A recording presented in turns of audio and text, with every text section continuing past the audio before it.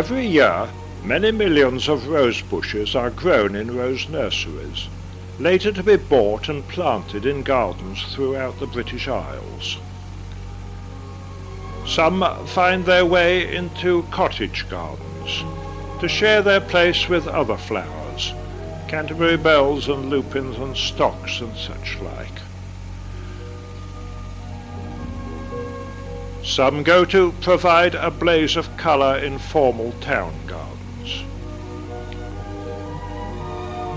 Some are planted as part of a carefully landscaped scene in the grounds of a country mansion. And some grow up the sides of houses.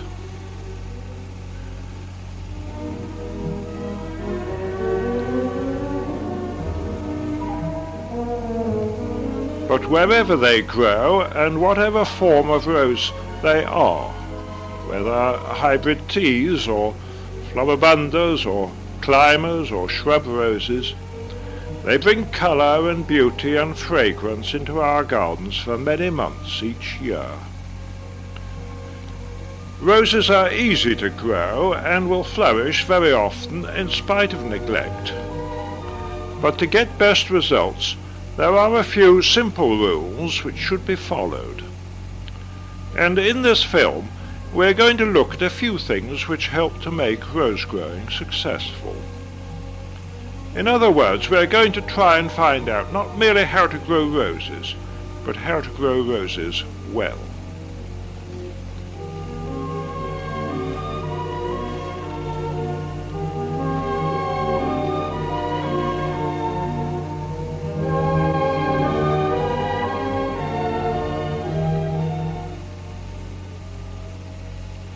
Success with roses, of course, all starts with careful preparation of the soil.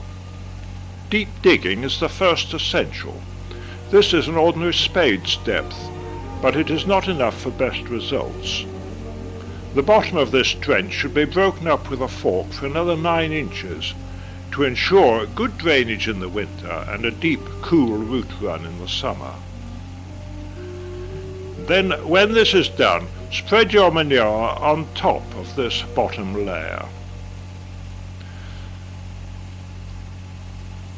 And if you can't get farmyard manure, use good rotted compost, old turf or fibrous peat with coarse ground bone meal added, or a combination of these. Then when the top layer from the next trench has been turned over on top of the manure, the operation is complete. The same thing is done with the next trench until the whole bed has been dug some 18 inches deep. Leave the soil to settle for a few weeks, and then it will be ready for planting. Now, if you are planting bare root roses, when you open up your bundle of bushes, stand them in a bucket of water if they are at all dry, and always make sure that the roots are kept moist until they are planted. Well now, he could have done with a bigger bucket, couldn't he? Still, he seems to have managed it.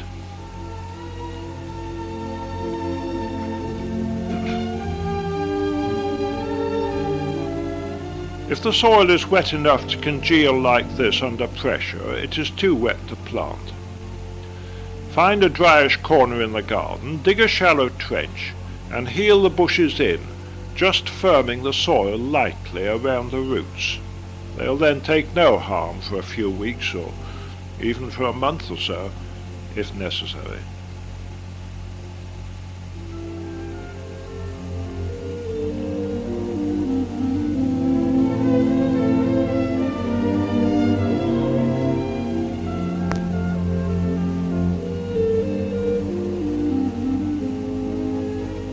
When the soil under pressure breaks down like this, it is ready for planting.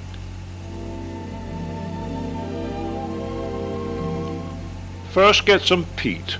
Sedge peat with its natural moisture content is the best.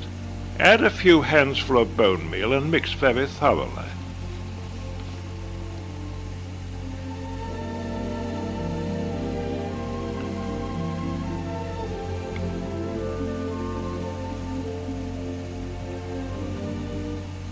It is a good plan to mark out the spots for planting with canes first of all, and then dig a hole large enough to allow the roots to be spread out. Trim back any extra long roots, and then place the bush in the hole, spreading out the roots and adding several handsful of the peat mix among them before returning the soil. The bush will root quickly and easily into the peat, and the bone meal will give it a good start. As the soil is returned and the hole filled up, it needs to be well firmed. Firm all the soil until the last half-inch or so, which is best left loose on top. It is because of this firming that it is necessary not to have the soil too wet, otherwise it will set very hard as it dries out.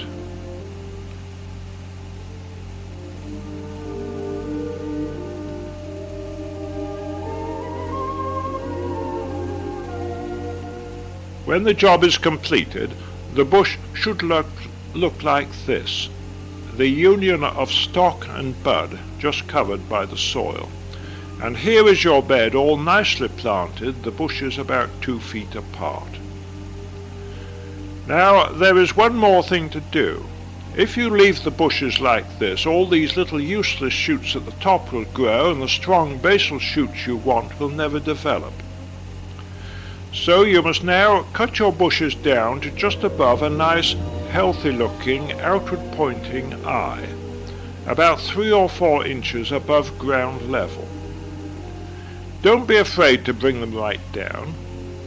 This is a most essential part of the planting process.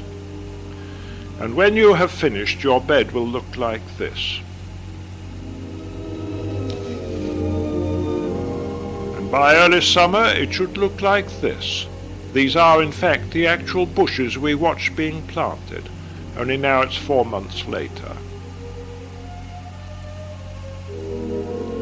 Nowadays roses can be planted in summer if you prefer. Young bushes are grown on in containers, and you can make your choice of varieties at the garden centre. You can spend as much time as you like finding the one that's just exactly what you want.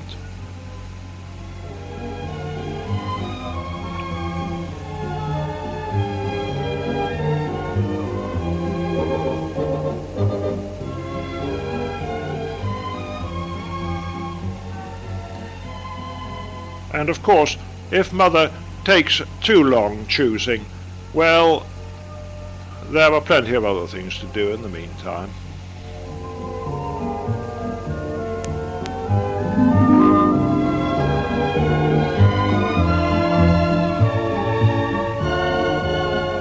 Once you have made your selection, it's then just a matter of loading up and getting them home. Make sure you have a car with a good big boot, or of course borrow your neighbour's van or estate car.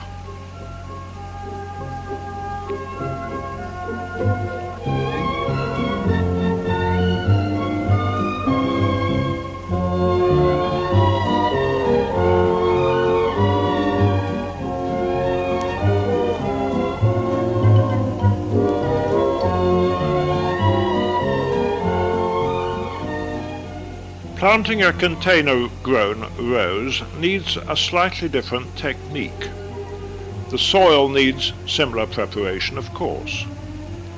Before planting, give the bush a good drink. It will come out better and grow away better if the ball of soil is nicely moist.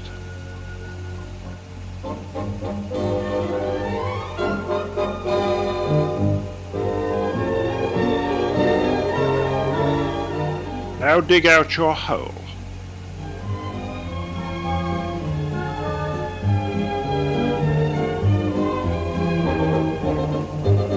And you can, if you wish, just place the rose in as it is for a moment to check that you have got the right depth. Then slit the polythene container and remove it completely. Now you can see the root development, all just ready for growing away.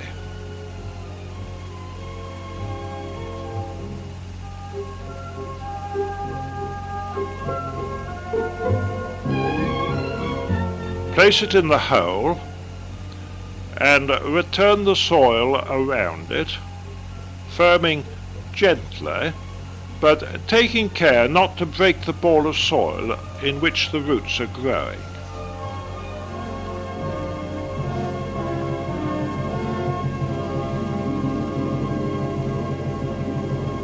When completed, sprinkle a little bone meal on the surface and give it a final watering. Repeat the watering every few days if the weather is dry until established, and that rose will never know it has been moved. Soil which has been growing roses for a number of years becomes rose sick, due, amongst other things, to the development of large numbers of nematodes, minute root eelworms too small to be seen by the naked eye, and it will not grow roses satisfactorily again, however carefully the soil is prepared, until either the soil has been changed for new soil or the existing soil has been sterilized. In other words, new roses need new soil, and if this cannot be done, then the soil we have should be sterilized.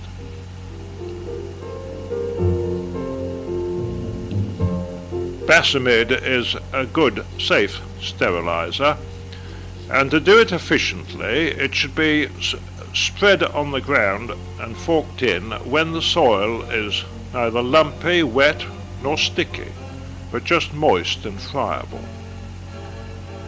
Sprinkle the powder over as evenly as possible, and fork it thoroughly in, taking care that it does not come near other plants or grass verges. A rotary cultivator is very suitable for mixing it in the soil. If done by hand with forks, it's advisable to go over it a second time.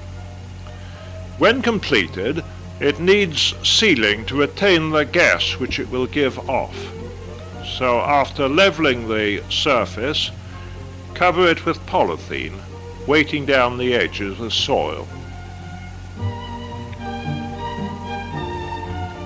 Remove the polythene after 2 weeks, fork again thoroughly to release the gas from the soil, repeat the process again after another 2 weeks, leave it for a further 2 weeks, and then 6 weeks after application, the ground should be safe to plant and the roses should thrive.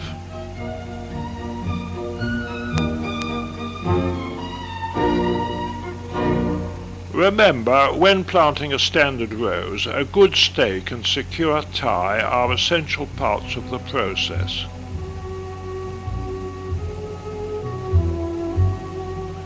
Pruning is a thorny subject on which there are many differing opinions. But one thing is certain, you must have good, sharp secateurs. This is the best type for rose pruning, with the curved blades giving a very clean cut, always provided they are kept clean and sharp. Now first let's make sure we get the cut right, just above the eye but not too much. Now for the actual pruning. Don't waste time up here in the tops of the bushes. Let's look a bit lower. This is a 2-year-old hybrid tea bush. Look at it for a moment and size it up. Now some of these shoots have frost damage, and others are ready for removal anyway.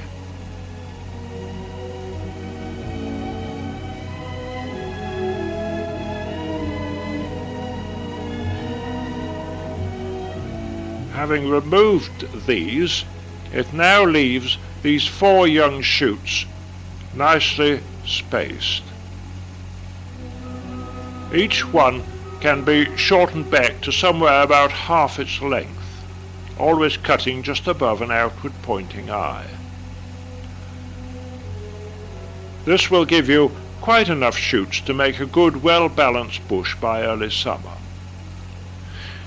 Now here we have a 3-year-old bush, a floribunda this time.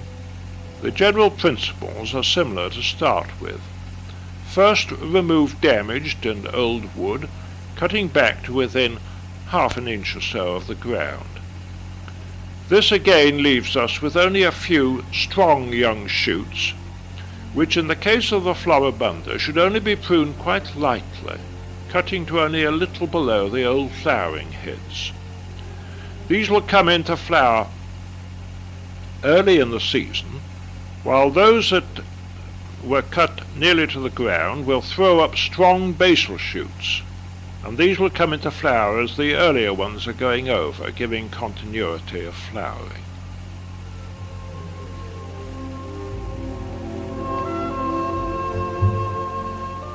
This is a shrub rose, Zephyrin druin, which has been rather neglected and allowed to get very dense. It needs a lot of thinning out, but only light pruning of the shoots which are being retained.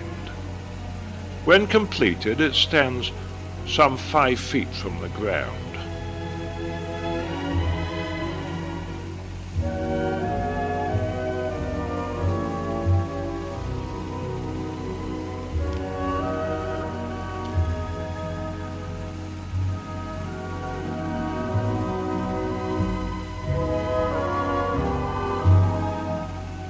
Before leaving the subject of pruning, there are just 2 other things to mention briefly. Deadheading, or cutting off the old flower head to prevent it forming a seed pod, is desirable with all roses except those shrub roses which are grown largely for the beauty of their heads. The other thing is the shortening back of growths before the onset of winter. There's no need to look for special places to cut. The real pruning should be done later at the end of the winter. Just shear off the tops. The rich colours of the crocus.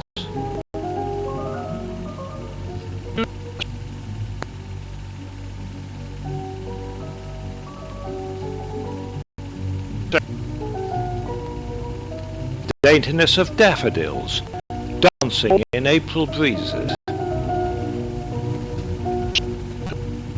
Charm of cherry blossom. The splendour of magnolias.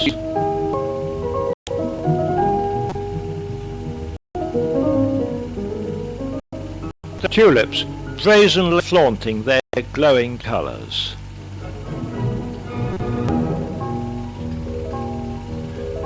And then, once again, and best of all, roses.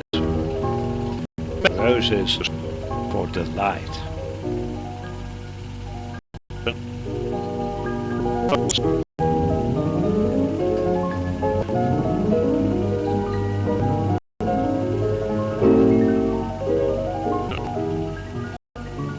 Roses for everyone's delight.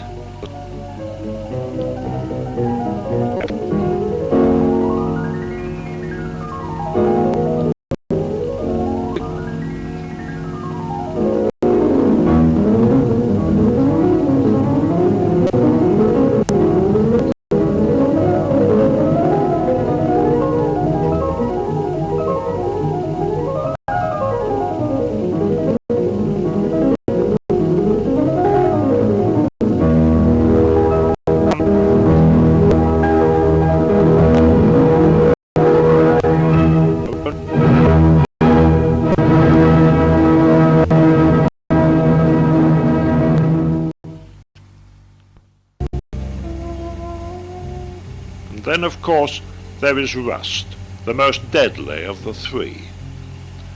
It is more seasonal and less generally prevalent than the other 2.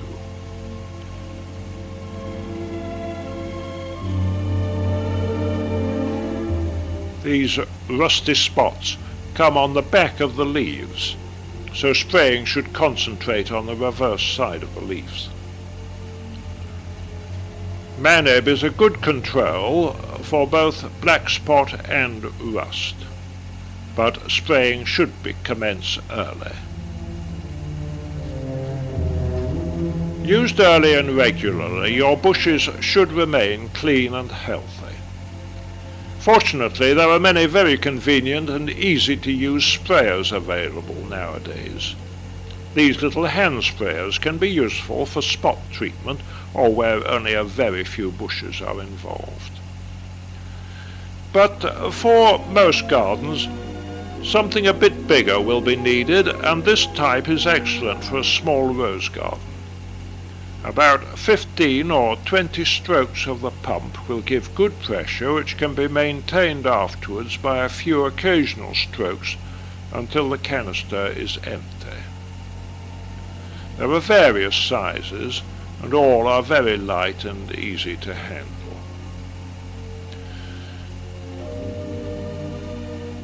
But where a fair number of bushes are involved, then a knapsack sprayer is the answer. With this, quite large numbers of bushes can be sprayed quickly and effectively. The machine itself is very light, the only real weight being that of the liquid itself. A pest of a different nature is the sucker. Because most roses are grown on a vigorous rootstock, this is liable to throw up suckers from time to time. They are easily recognizable and must be removed at an early stage, or they will take all the energy of the plant and kill the budded rose. It must be followed right back to where it grows from the root and either cut or wrenched off at the point where it starts. If you want extra good flowers on your hybrid tea roses, disbudding can be done with advantage. Selecting your center bud, when it gets to about this stage, remove all side buds. The center bud will then be left free to develop without competition. You sacrifice quantity for quality by doing this. Now, if all this seems a lot to do, it should be remembered that the operations are spread over 12 months. And if the result is to have roses like these in our gardens for some 5 months of the year, it is surely worthwhile. So, let's grow roses, but let's grow them well.